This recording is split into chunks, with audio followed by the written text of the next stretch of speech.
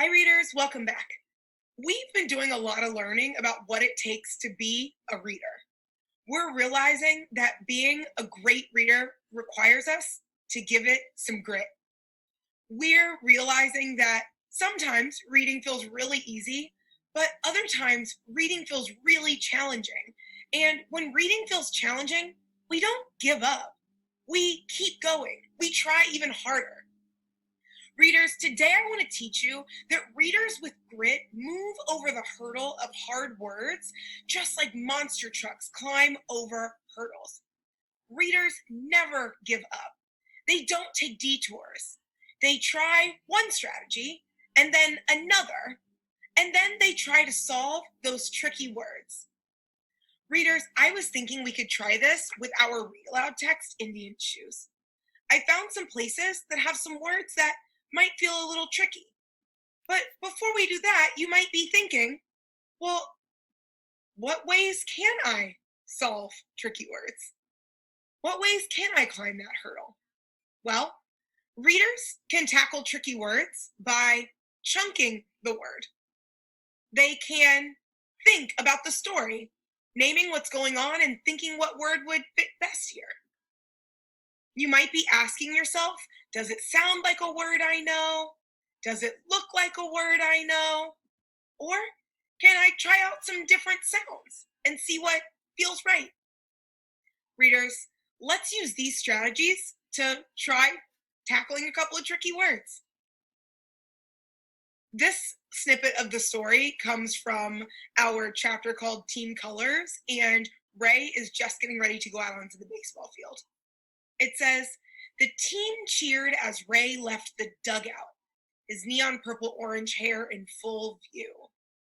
I don't know a lot about baseball, and I'm not really sure what a dugout is. Let me see. The team cheered as Ray left the dugout, his neon purple orange hair in full view.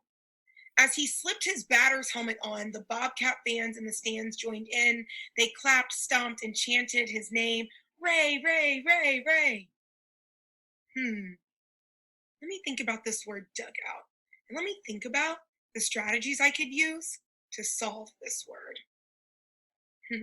Well, I could think about what's going on in the story. Well, it seems like he's left a place and he's getting ready to swing the bat. So he left the dugout. So a dugout must be a place of some sort. Let me see if there's another strategy I can try. What about chunking the word?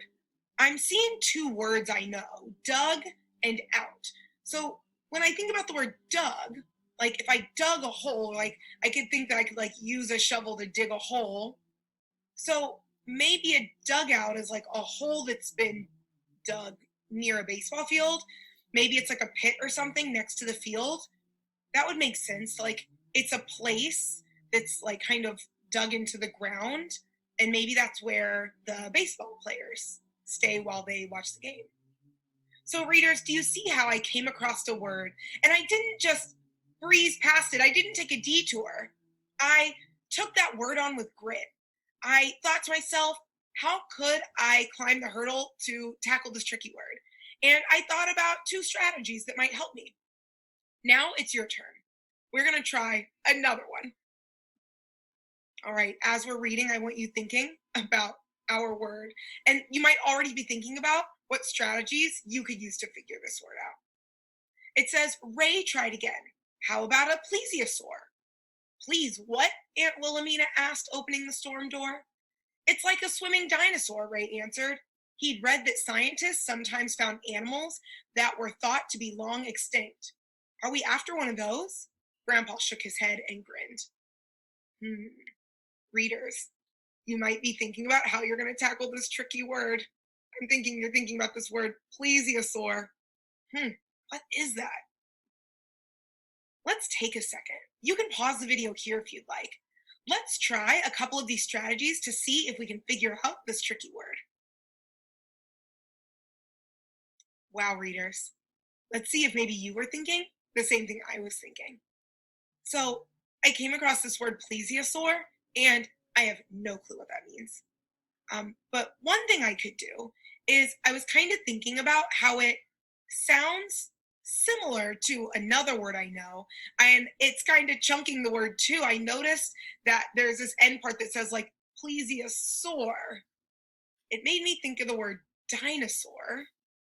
So maybe a plesiosaur is a dinosaur of some type. But then I also was thinking about what's happening in the story. And as I read this next paragraph, it feels like Ray gave me a clue. He said, "It's like a swimming dinosaur," Ray answered. He'd read that sometimes scientists found animals that were thought to be long extinct.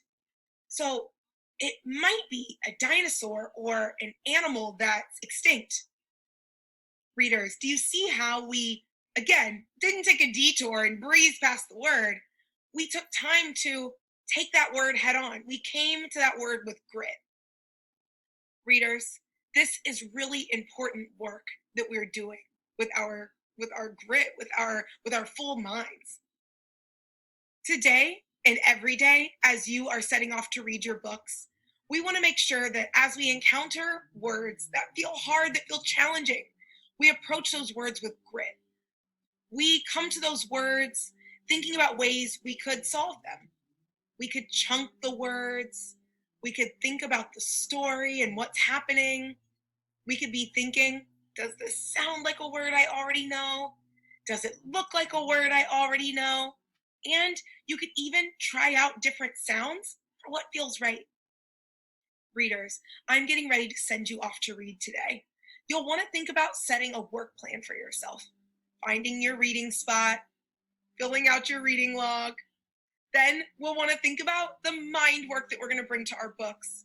You'll want to be thinking about whether or not you need to give yourself a quick retell before you get started. It could be that you're giving yourself a quick comprehension check as you go. And now we can approach our books with even more grit by knowing exactly what to do when we come across a tricky word. All right, readers, off you go. Happy reading.